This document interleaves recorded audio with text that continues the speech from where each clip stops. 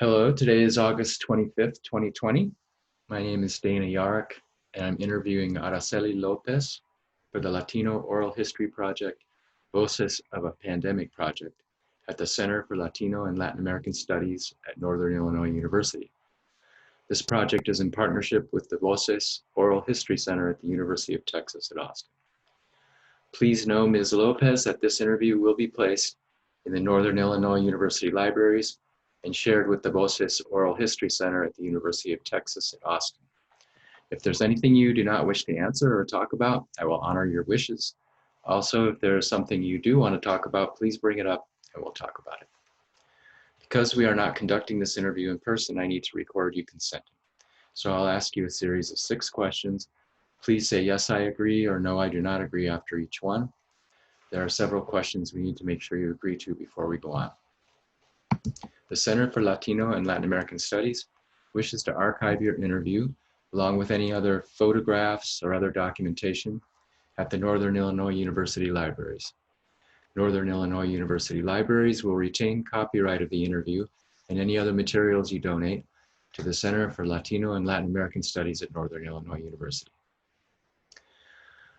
So, first question.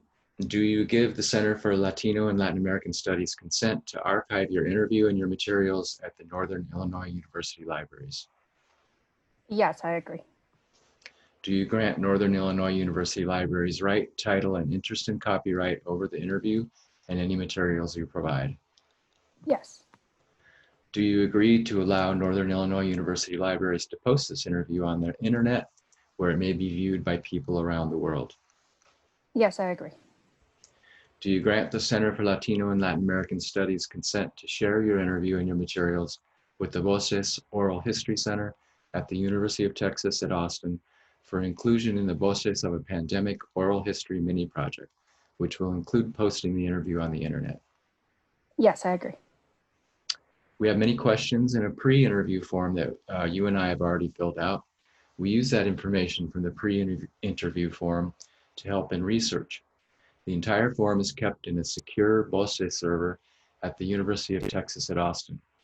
Before Voces sends it to the Benson Library and NIU libraries, we would have stripped out any contact information for yourself or family members, so that will not be part of your public file. Your public file will only be accessible at the Benson Library and NIU libraries. Do you wish for us to share the rest of your interview and your public file available to researchers at the Benson and NIU libraries? Yes. Yes, I agree. Yes, I wish.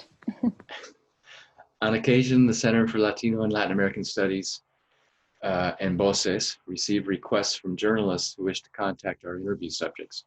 We only deal with legitimate news outlets. Do you give consent for us to share your phone numbers or your email with journalists? Yes. Okay. So let's start. If you could tell me a little bit about yourself, your family background, how you got to Sycamore, Illinois. Okay. My name is Araceli Lopez, and I moved from Guanajuato, Mexico to Waukegan, Illinois back in 1994.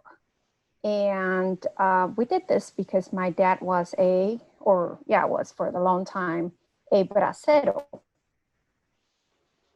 So he worked in the US and came back. And so when the amnesty was happening, he was able to become a citizen and then was able to get all of our family's residency.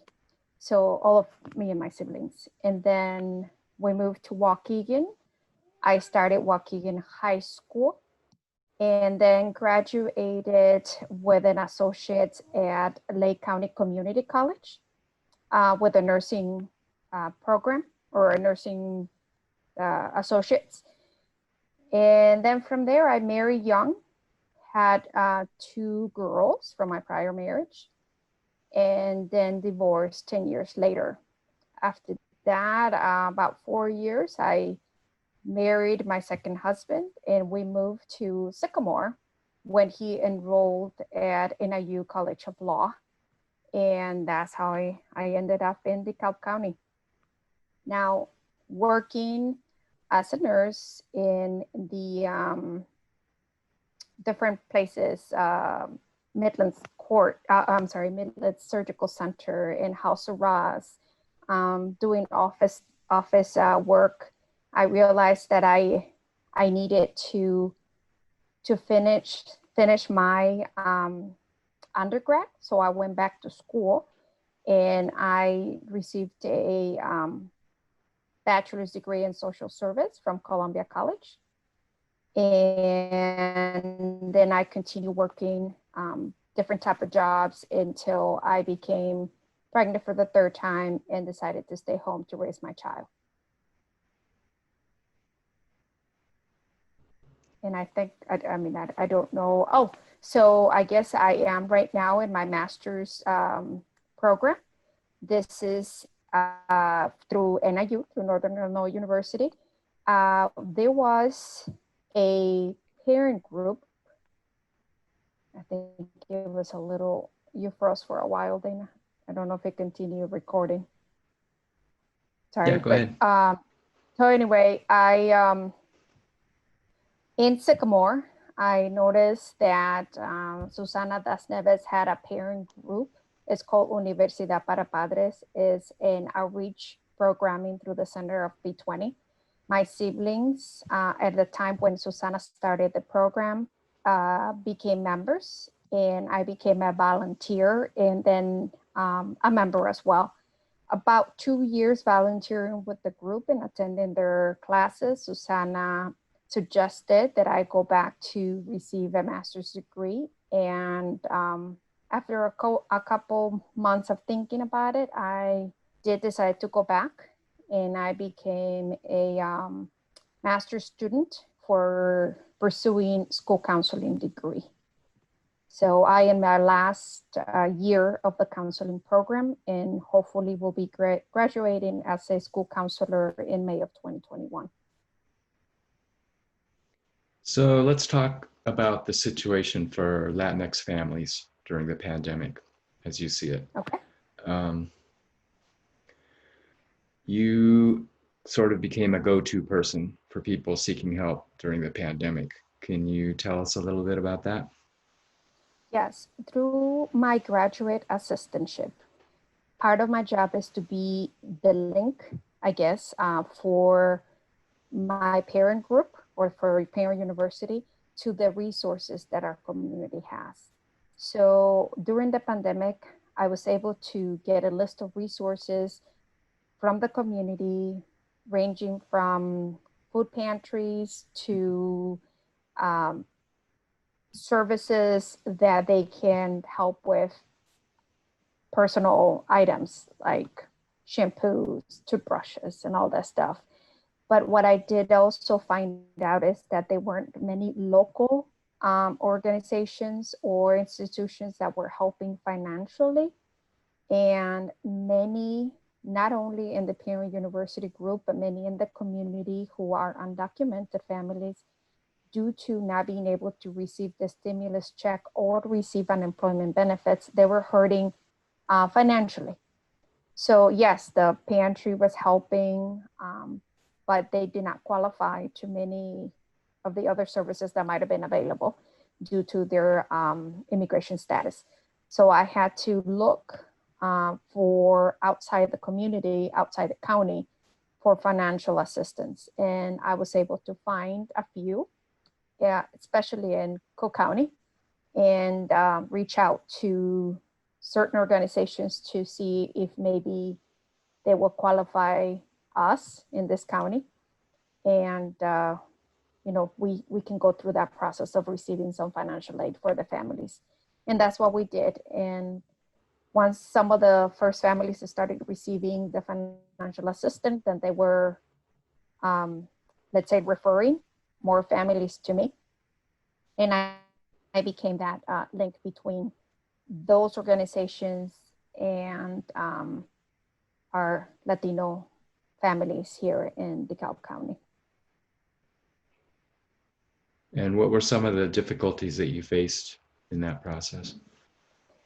Well, some of the difficulties were that there were certain organizations that had financial assistance, but only for certain counties.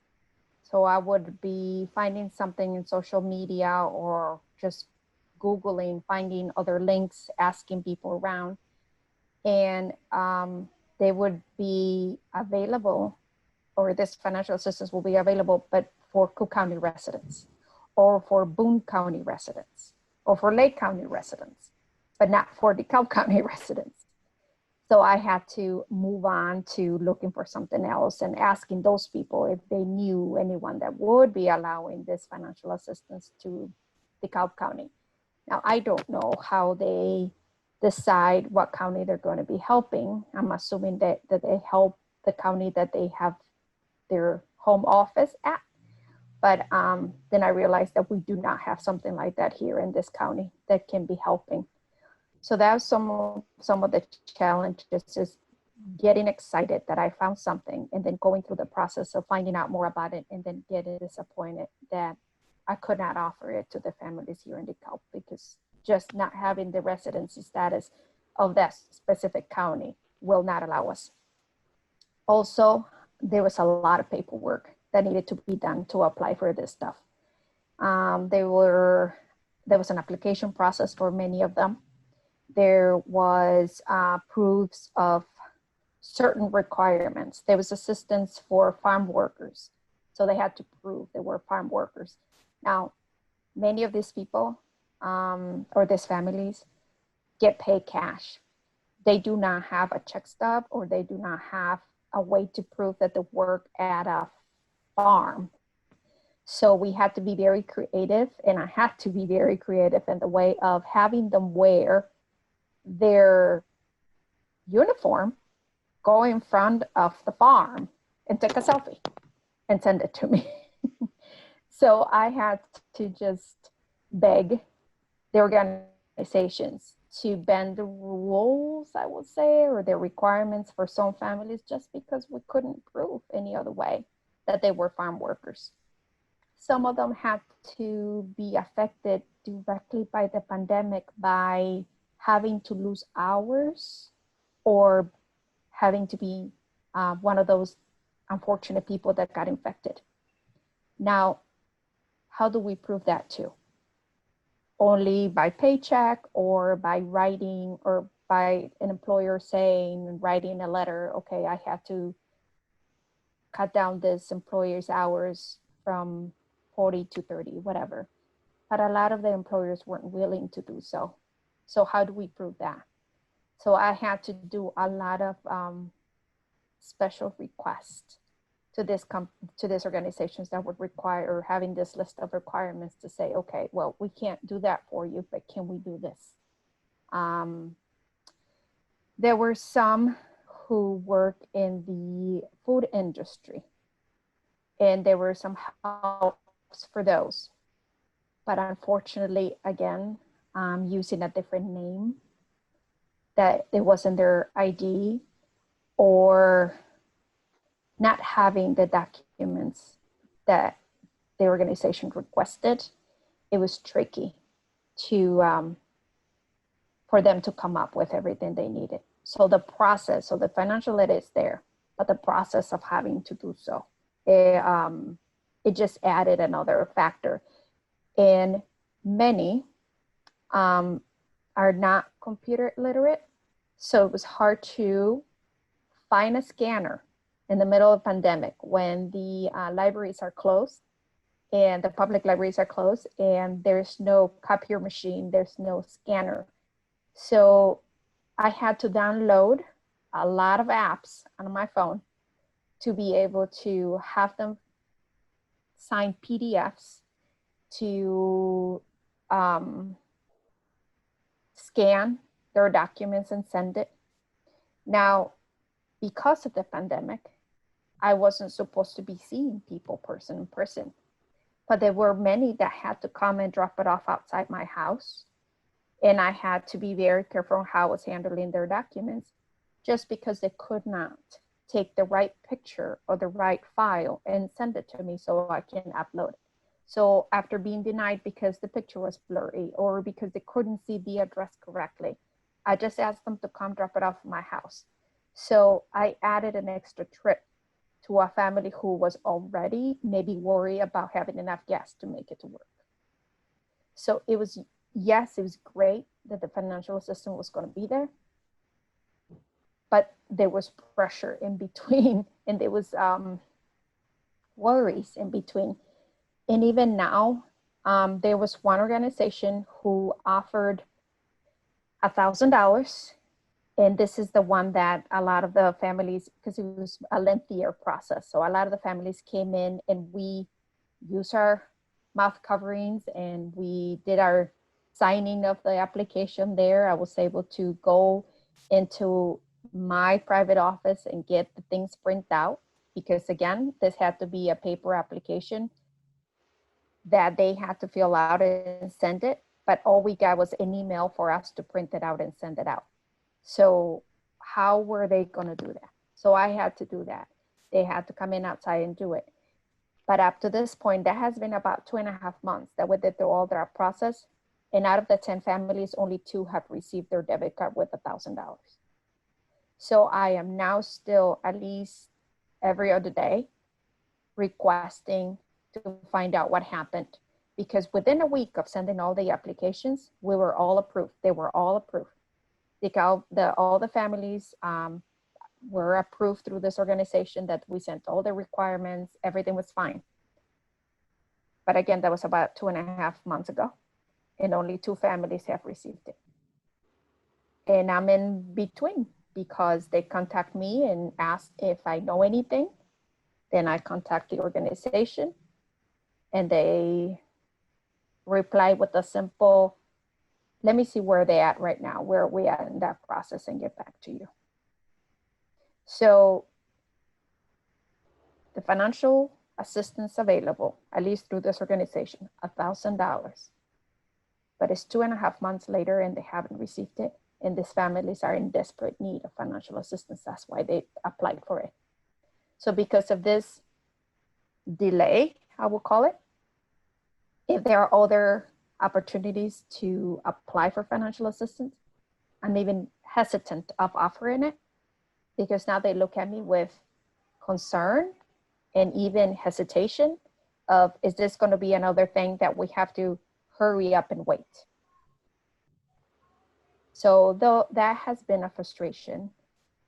And I guess just being able also to understand that there are some families who are low income, but do receive or do have a Social Security, so they are able to receive unemployment. But some of these families, only one person worked because they're young children. So the person or this family member, mom or dad, they are getting some unemployment benefits because they lost their job, mainly being in the service, food service, I guess, corporation. But that money is not enough to continue. But they're not able to qualify to many other things because there's also those limitations that you have to make this much and there has to be this many in your family. And it's just that it feels that to me, and I might be wrong, but it feels like it says, there's all this assistance, but there's so many requirements, so many boxes that we have to check. And if there's 1 or 2 that are not, that we cannot check, but we're this close to checking, that assistance is gone. So those are frustrations. So you are working directly with these families. Can you give us a picture of what they're going through that you see as these families are trying to navigate this pandemic? Oh, yes. Okay. So many are mom and dad. I have a couple single parent households, but the majority of them are mom and dad who are low English fluency. I guess they understand more than they can speak it, but they still have a hard time being able to read all the information that is going on, coming from schools, coming from the government, coming from the CDC, any information that is about the pandemic or assistance available for those affected by the pandemic. Most of it comes out in English, so they're having a hard time understanding it completely without jumping through loops to get it translated so they can understand it. And they have multiple children, I will say, from 2 to 3 kids. Younger, I will say between K to 12. And so what's happening is when the e-learning started, when we had to stay at home, many of these parents, like I said, lost hours at work because of the type of service that we're doing when the restaurants close or when certain places could not continue to stay open if they were not essential workers. So many had to stay home and now figure it out how they were going to continue to have a living because they could not again receive unemployment benefits or the relief fund from the government. Then their children saw their parents frustration, lack of morale, their limitations. And so the children had to continue with what they called it the e-learning or learning online. But because the schools weren't ready, or most schools districts weren't ready for this, they just basically sent a bunch of information to the kids and the kids had to continue. I had many parents call me and say, could you please talk to my child because he won't stop crying because they're overloaded with work and because they don't understand what to do. And because the parents are having limitations with the language and with the computer literacy, they would just stand right next to the child and many times cry with them. So they would call me and say, can you please just guide us through this? So we did a lot of WhatsApp calls and show me what you're looking at, show me where you're confused and press here, press that. And, we got very creative on how to be able to connect. Now I know that some of the families took the conscious decision on saying, if the grades are not going to be recorded, because that's what they were told, due to so new on being e-learning, they decided that they were going to have the kids be present on trying to do as much as they could, but they were not going to force them to do the work. So unfortunately, many children did get behind. They were not following up on the work that the teachers were sending. I have many families who have children with individualized programming, like the IEPs that it's called.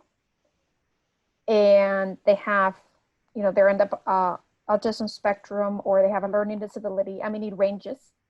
And those kids were kind of left alone on the side also, almost forgotten by the school district.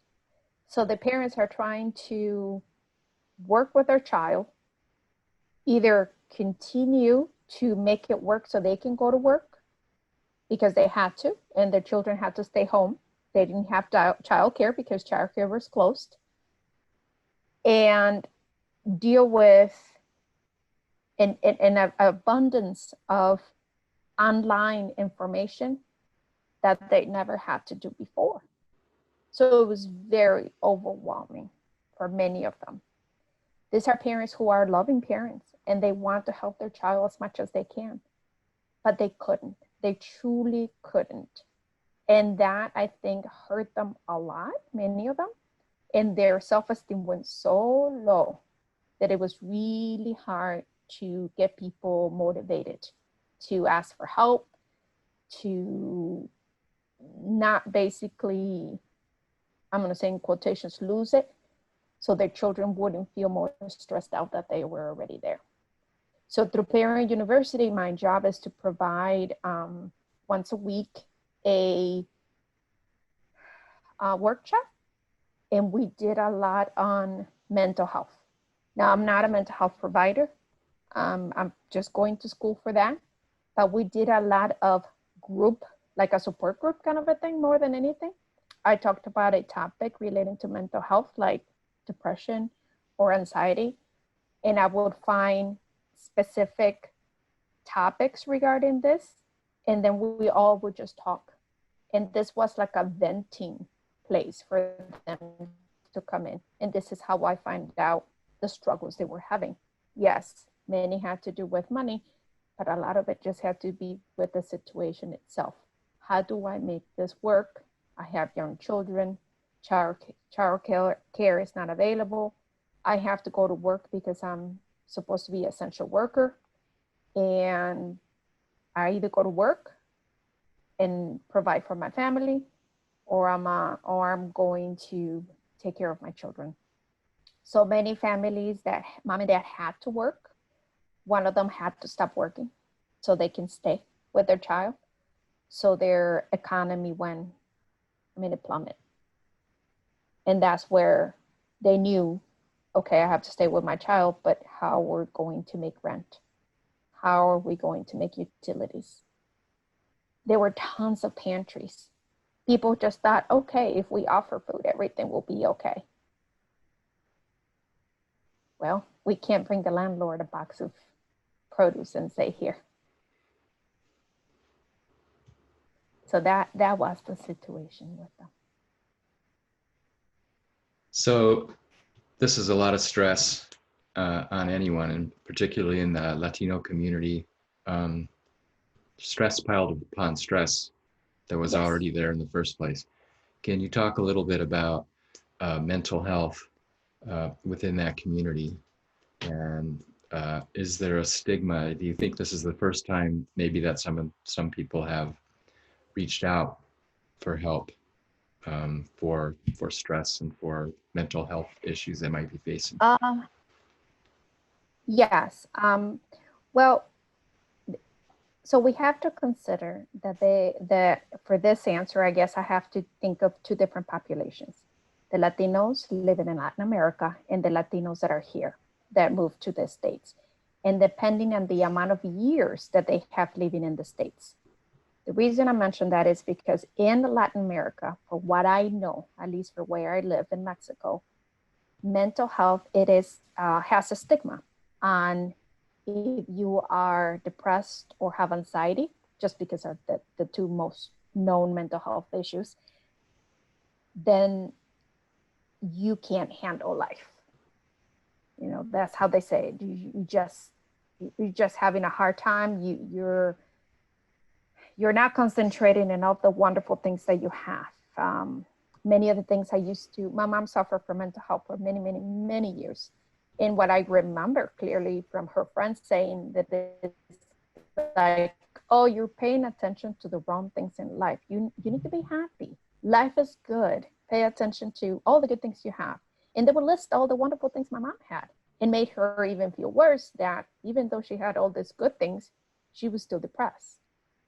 But they didn't pay attention that she had lupus and she had all the medical conditions that kind of led to this mental health.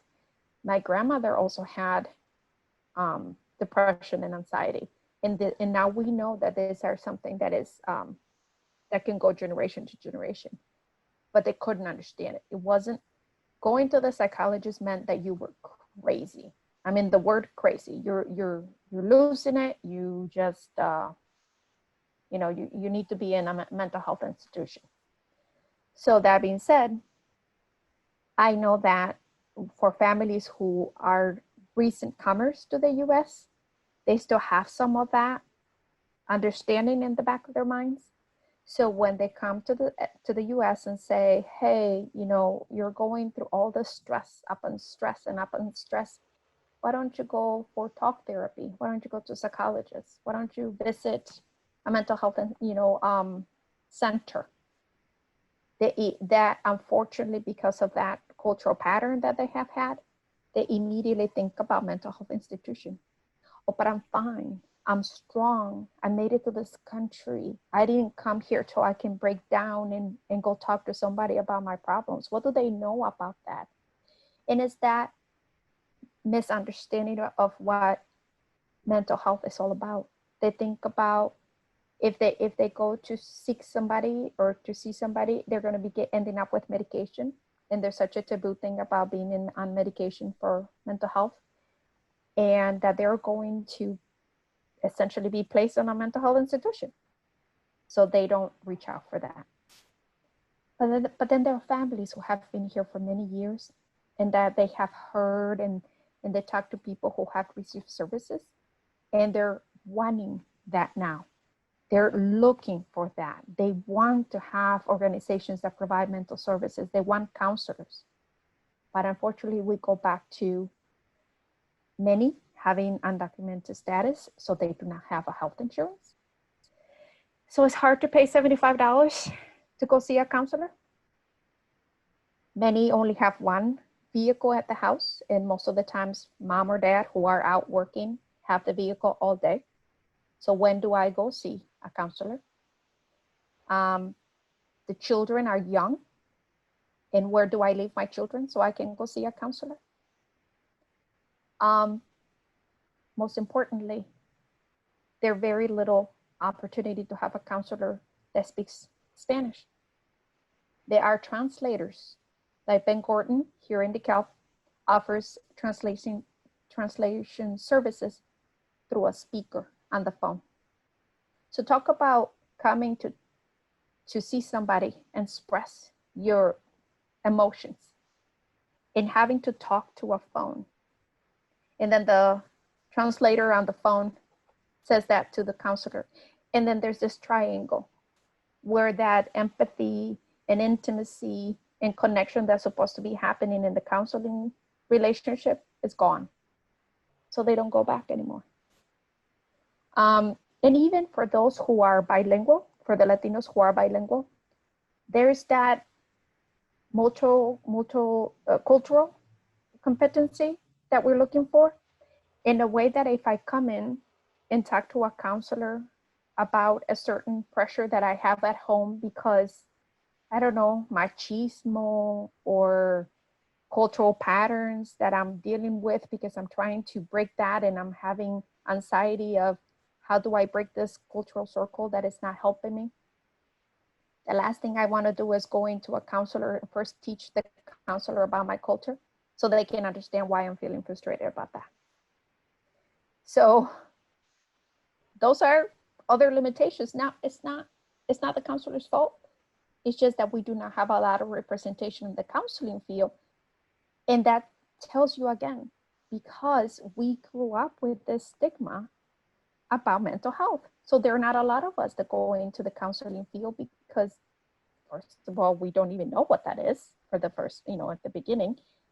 And then we worry that we may not be able to provide services because we might not have clients who seek us. Because again, it's just not something that they look for a lot. So there's a constant work that we do to bring this awareness that there are more of us coming into this field, and that talk therapy is okay, and that there's this stigma of needing to talk to somebody or needing to express your feelings, or even needing at times medication for any type of psychiatric issue. It's okay.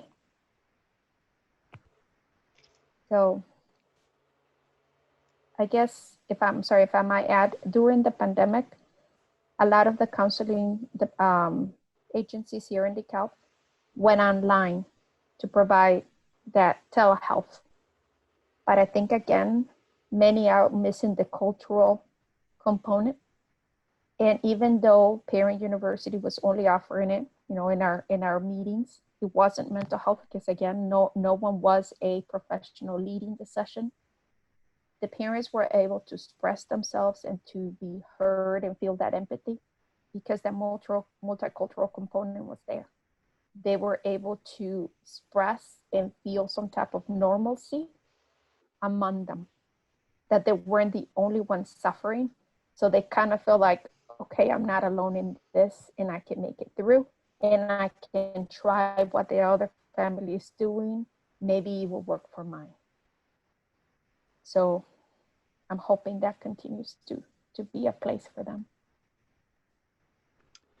in this whole process, it's kind of fallen on you as an individual to provide help and information for people.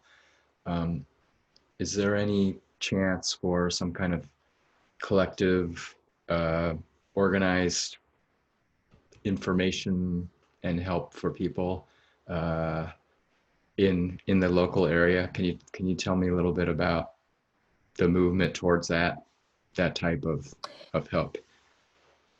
Yes. So through my job, my graduate position, that's what I'm supposed to do. But no one was considering a pandemic, right?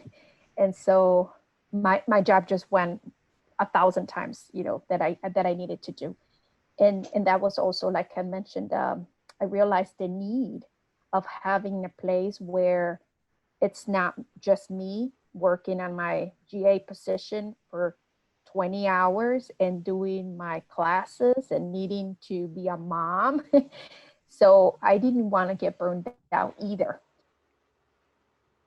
And we do not have, at least for the Latino community in DeKalb County right now, we do not have one organization where they can say, where the families can go and ask for information on the resources or the even information on other nonprofits that they can be able to get some type of service. So we have now a group of community members, some who have been community members but moved to other counties but still love DeKalb County and are working with us to make the Centro de Información project hopefully happen in the near future.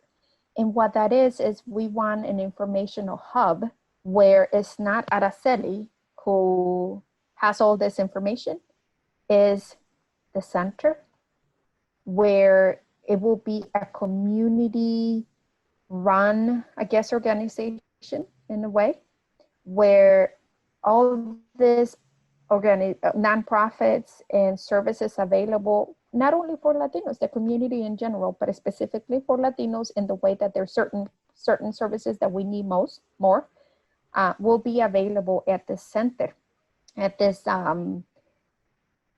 place where they can come in and ask, okay, well, for example, I need services for childcare. Where do I go? And I'm just talking any community member, but in particular, we're hoping that the Latino community does this.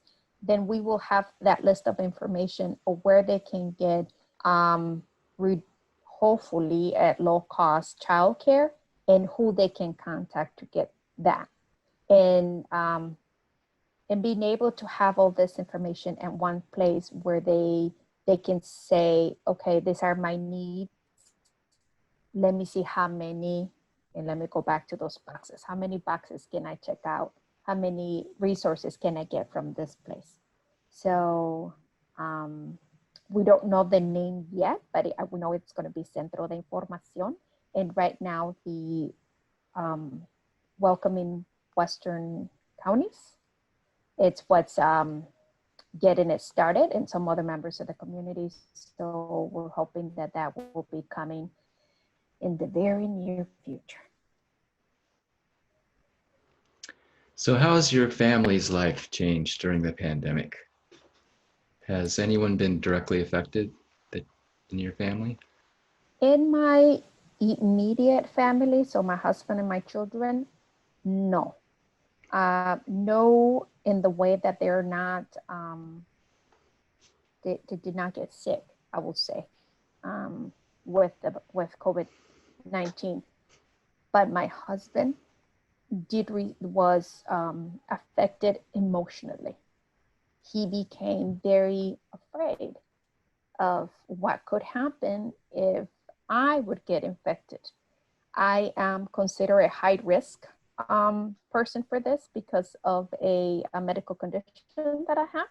So he moved into, let's put Araceli in a bubble so nothing could happen to her. But that brought a lot of stress to him, because how could he? How could he make sure that I do not get this? So He had to continue working because he was also considered, well, his office continued working. It only closed for about 2 weeks. So he had to have interactions with other people and coming in the house. So the dynamic in my house changed, where there had to be a lot of laundry done, where there had to be all these protocols, that the house was basically sterile so I can be okay. And that brought us stress, because living in fear is stressful, overwhelming, and on a day-to-day basis, and especially when it's uncertainty. We didn't know when it first started how truly could be, how could we stay safe, but being at home. But so, yeah, so the uncertainty, the staying at home, and the putting up on himself that he needed to protect me, specifically because, he wanted to make sure that I was healthy, brought a lot of strain into our relationship and my family dynamic. I do have a first cousin who is 31 years old. He lives in Lake County, and he did get infected. He's a factory worker, and someone at his factory had COVID, and he ended up getting it too. He was hospitalized for about 2 weeks, was miserable to my understanding. But when he felt better, and this was unfortunately against the doctor's orders, he decided to leave the hospital. He wanted to stay home and just go through the recovery process at home. Well, he was fine at home for about 2-3 days, I was told. And then he got worse and was rushed by ambulance to the hospital again, where he had to have a ventilator. And he was then at the hospital for almost a month. And he was young. He did survive. Everything was fine, luckily. But he went through a hard recovery, because what I was told, leaving the hospital before he was ready to go. But at 31, he didn't fit the what we were told at the beginning, the people who were more in danger of being infected. But in a factory with poor circulation, air circulation, and having to just barely make that 6 feet that was requested, he wasn't the only one infected at that factory. The factory was closed for a few months, for unfortunately having several in that place infected and being hospitalized. He told me that. Oh, sorry, go ahead. What kind of factory was it? This one it's called Abbott Laboratory. It's in Lake County. Mm-hmm. So it's a factory where they pack medical supplies.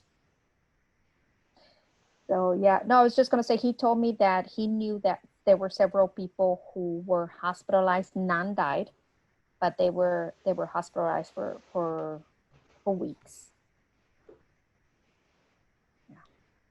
Yeah, I know that Waukegan is a center for Abbott and other medical supply companies, but it's also a community that's been very hard hit by COVID.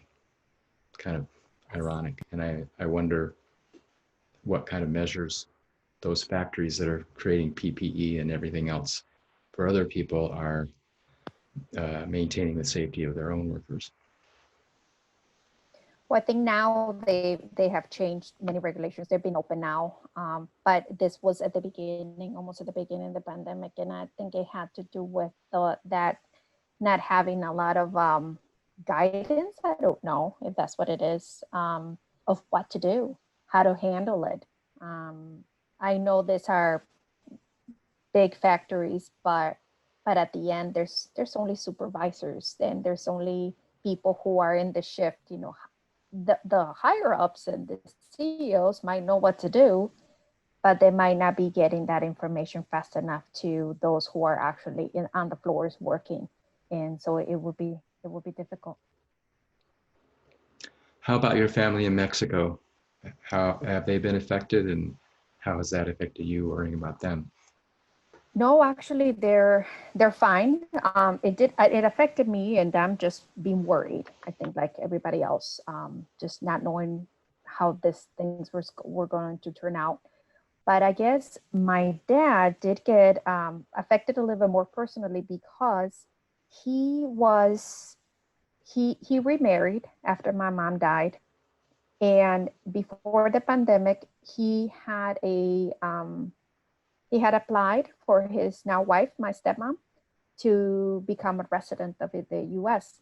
Now, my dad is a citizen, and usually, when a citizen applies for a significant other to become a resident, it's called family unity law. They are in the States within a year. We have been waiting now for a year and a half or a little bit more. And we don't know when the process is going to go through because everything in the immigration process also slowed down. So that's the most impact, just because my dad is worried that this process might not even go through. And when he travels to the US, his wife might not be able to come with him. Um, they, in the town where we live, it's a small rural town. Um, it doesn't seem to be too much of an issue with the pandemic. So they're a little bit more relaxed than we are. But it's difficult to tell in Mexico in general how things are. But luckily, in the town that they live, it seems to be controlled, and they're able to have even more of a normal life than we do here. Do you have any comments about the leadership or lack thereof during the pandemic, either at the national level or state level, or how do you feel about the response? Oh, wow. Well, for the national level, I think it was so poorly done. So poorly done. The leadership came so short of what it needed. Our president now, I think he's more of a business person than he is a leader. And I think he, in my opinion, he saw this from a business perspective, and he continued to try to keep the country running, let's say like a factory, but did not provide the guidelines or the precautions that should be done for us, for us who are the ones running the factory floor.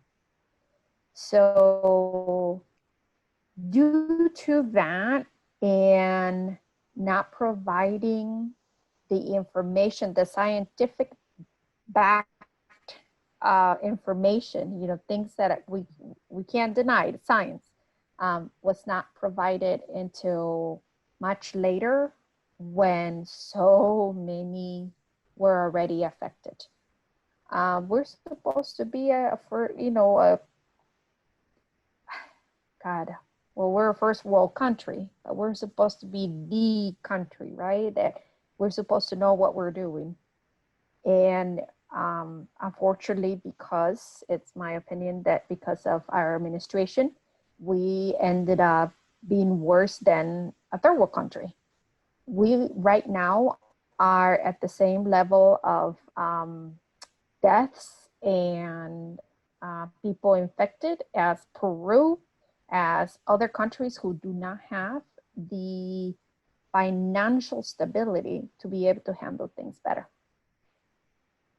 And also, I think that the response came too late on the financial part, even for those. So I'm not even going to go on to the undocumented families not receiving any help, which I think that was really unfair. But even though the documented, the citizens and the residents of the United States the ones that he was supposed to be protecting, they were also left without an assistance or guidance until they were trying to figure things out on their own. So I think it became, instead of a state of let's work together so we can cut this out and try to minimize the risk and try to minimize people getting ill, it came to be like, this is all a hoax. People are fine. Let's keep moving and let's keep going like nothing happened. So I think statewide, I like the way our governor has dealt with things. I think he unfortunately has been criticized a lot because how dare he tell me what to do. But we also noticed that, or I think I noticed through all this, because it's something so new, we do need guidance. We need to hear those or listen to those who study this, whose job is to protect us, to keep us healthy. And I think the governor did as much as he could with the information that he was given, and fighting the administration from the federal side. I think there were many states like Illinois whose governors were doing the opposite of what the federal government was saying. And so there were a lot of time wasted doing that instead of also focusing on the citizens of such state. So a lot of politics, unfortunately, instead of the well-being of its residents. Well, is there anything else you'd like to share with me about your experience with COVID-19 that I haven't asked about? Well, I think it was definitely a learning experience for me. I recognize the strength that my community has, because there were many times that I was listening to what they were going through, and I could just picture myself being in a corner and not wanting to do anything if I was in their situation. Just like I couldn't handle it, but they did. So that resiliency, that word, I learned that. I was like, what is this called? Why are these people like moving through, pushing through, even though they're like nothing, they don't have nothing and they're making it through. So resiliency. My Latino community is very resilient. In that I'm gonna have to work more on that for me, for my personal benefit. So I learned a lot from them to apply in me and in my own children. I also learned that there were many that had almost nothing, but they always had something to give, even if it was just a phone call. Or there were many times this was so like heart touching, that there would be food outside my house, groceries from the pantry outside my house, because that was the way they would be able to pay for what I was doing. It was their gratitude. And I would think, okay, but they just got a box of produce and stuff for them. You don't have, I would say you don't have to share it, keep it for you. And they would be like, nope. That group sense that we're all in this together, we're going to make it through together. That sense of the collectivist culture that we are really showed this time. Everyone was ready to help, even if they had almost nothing. So for those who were referring families to me, they weren't, they couldn't provide financial assistance, but they were like, but I know someone that might be able to help you. And here we go. Instead of, oh no, I'm going to keep that resource for me because I might need it again. They're like, no, here we go. So through all this, I have appreciated some of the things that I knew were part of my culture, but I had not truly experienced them until now. And so I am in love I love being a Mexican now more than I ever did. And I just hope that I can learn more from them, because man, they have become my heroes. So yeah. Yeah, that's amazing. beautiful. Well, I really want to thank you, I'm sorry, I Araceli. got teary-eyed. Good. I really want to thank you for sharing your story with us and with future scholars and others to help them understand what it was like experiencing this moment in history. Yeah, it wasn't all bad. It was a lot of bad, but there was a lot of good. Thank you. Well, Thank you for thank doing this. you.